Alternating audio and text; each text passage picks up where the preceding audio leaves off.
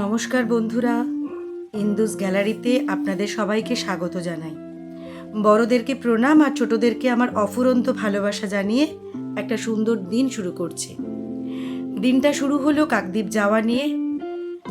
কাকদ্বীপে যাওয়াটা কর্মসূত্রেই পড়েছিল, কারণ বিগত বেশ কয়েক বছর ধরে প্রাচীন কলাকেন্দ্র চণ্ডীগড়ের নাচের প্রশিক্ষক হিসাবে যাওয়ার সৌভাগ্যটা আমার হয়েছে, বলা যেতে পারে সেটা অর্জন করে নিয়েছি। তো যাই হোক, এই কাকদ্বীপে যাওয়াটা আমার কাছে একটা ভয়ের ছিল যে কেমন হবে, প্রত্যন্ত গ্রামটা ভালো কিনা, সেখানে দেখব সমস্ত ব্যবস্থাপনা হয়তো ঠিকঠাক নেই। বাট আমার সেই ভ্রান্ত ধারণাটা একেবারে বদলে গেল। সবুজে ঘেরা এই সুন্দর জায়গাটা আমার মনটাকে ছুঁয়ে গিয়েছিল। তবে যারা প্রতিদিন এই কাকদ্বীপে আসা যাওয়া করেন তাদের কর্মজীবনের জন্য আমি তাদেরকে কুর্নিশ জানাই। কারণ শিয়ালদাই হোক আর বারুইপুরই হোক, বারুইপুর থেকে কাকদ্বীপ আসতে প্রতিদিন 2 থেকে 2.5 ঘন্টা সময় লাগে, এবং এই 2 থেকে 2.5 ঘন্টা ট্রেনে দাঁড়িয়ে আসাটা যে কতটা কষ্টের সেটা শুধুমাত্র আমিই বুঝতে পারলাম, না যদি আসতাম বুঝতে পারতাম না।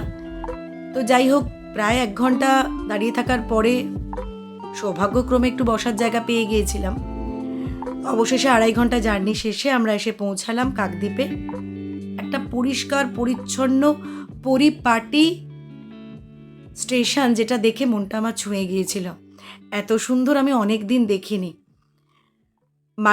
মানুষ যে কেন গ্রামকে পছন্দ করে এখন বুঝতে পারছি। তো যাই হোক, আমি এবং আমার ভাই আর বাবা 3 জনে চললাম আমাদের এই গন্তব্যে। আমার ভাইও কর্মসূত্রে এই চণ্ডীগড়ের গানের প্রশিক্ষক, সেও পরীক্ষা নিতেই এসছে। যাই হোক, বাবাকে ছাড়া তো আমার জীবনটা একদমই অচল বলা যেতে পারে। আমার সমস্ত কাজ তিনিই করে দেন এবং এখনও আমি তার ছত্রছায়াতেই আছি। মাঝে মধ্যে